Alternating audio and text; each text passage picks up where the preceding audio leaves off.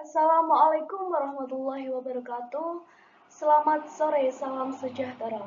Terima kasih atas kesempatan yang diberikan. Perkenalkan, nama saya Putri Dwi Jayanti dari Universitas PGRI Semarang.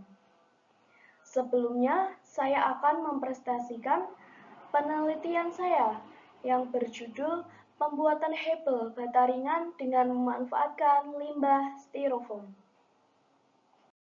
Selanjutnya ada tujuan.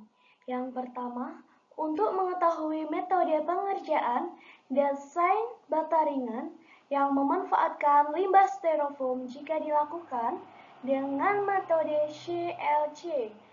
Yang kedua, untuk mengetahui perbedaan-perbedaan antara metode pengerjaan AEC dan CLC dari segi kemudahan pekerjaan. Yang ketiga, ada melakukan pengujian dan analisa kuat, tekan, kuat lentur, dan penyerapan air bata ringan.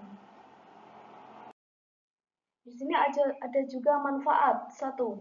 Memanfaatkan styrofoam sebagai bahan baku mengurangi jumlah limbah yang mencemari lingkungan. Yang kedua, hebel bata ringan yang dihasilkan memiliki sifat isolasi termal yang baik sehingga dapat meningkatkan efisien energi bangunan. Yang ketiga, penggunaan material daur ulang menjadikan proses produksi lebih berkelanjutan dan ramah lingkungan. Yang keempat, hebel bata ringan yang terbuat dari limbah styrofoam dapat memiliki kualitas dan daya tahan yang baik. Selanjutnya, ada latar belakang. Pembuatan hebel bata ringan dengan memanfaatkan limbah styrofoam didasari oleh kebutuhan untuk mengurangi dampak negatif limbah styrofoam terhadap lingkungan. Mengingat styrofoam sulit terurai secara alami, pemanfaat limbah ini sebagai bahan baku hebel memberikan solusi berkelanjutan dengan mengubah limbah yang tidak bernilai menjadi produksi konstruksi yang ringan, kuat, dan ramah lingkungan. Selain itu, inovasi ini juga mendukung pengurangan penggunaan bahan baku non-renewable pembuatan material bangunan. Selanjutnya ada definisi hebel. Hebel adalah bangunan berupa beton ringan airese, outdoor level area contract atau AAC, yang terbuat dari pencampuran pasir silika, semen, kapur, dan air. Bahan pengembang yang kemudian diproses dengan tekanan dan suhu tinggi. Hebel sering digunakan sebagai pengganti batu bata konvensional dalam konstruksi.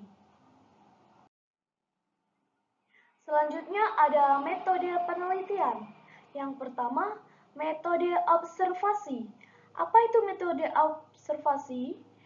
Metode observasi dalam pengumpulan data adalah dengan melakukan pengamatan langsung terhadap lokasi penelitian untuk mengetahui kondisi existing dan juga untuk mendapatkan data primer dan sekunder.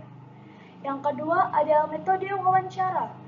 Metode wawancara adalah teknik pengumpulan data dengan cara mengajukan pertanyaan kepada narasumber untuk memperoleh informasi mengenai suatu peristiwa atau objek. Yang ketiga ada metode dokumentasi. Metode dokumentasi ini lakukan dengan alat bantu seperti kamera, handphone, ataupun alat tulis guna untuk mendapatkan data-data atau informasi yang lengkap penelitian yang ada ini. Selanjutnya, ada keunggulan hebel. Yang pertama, ringan memudahkan proses pemasangan dan mengurangi beban struktur bangunan. Yang kedua, ada isolasi termal dan akustik tinggi, menyediakan kenyamanan suhu dan mengurangi kebisingan. Yang ketiga, ada tahap api memiliki ketahanan yang baik terhadap api, meningkatkan keamanan bangunan. Yang keempat, ramah lingkungan, menggunakan bahan alami dan proses produksi yang efisien energi. Yang kelima ada cepat pemasangan, mempercepat waktu konstruksi karena ukuran dan bobotnya yang ringan.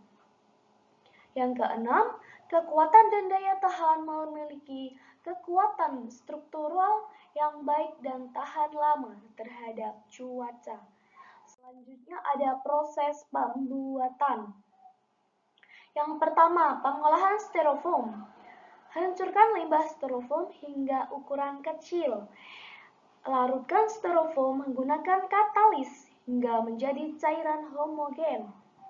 Yang kedua ada pencampuran bahan. Campurkan cairan styrofoam dengan semen, pasir, dan air hingga merata. Yang ketiga ada pencetakan. Tuangkan campuran ke dalam cetakan sesuai ukuran hebel. Yang keempat ada pengeringan. Biarkan mengering selama 24-48 jam. Yang kelima ada pemotongan. Potong hebel sesuai ukuran yang diinginkan. Yang keenam ada pengujian. Uji kualitas hebel, kekuatan, bobot, dan daya serap air. Selanjutnya ada kesimpulan. Dari hasil penelitian dan disimpulkan bahwa semakin besar presentasi penggunaan styrofoam maka semakin berkurang nilai kuat tekan dan kuat lentur yang terjadi pada beton. Terima kasih.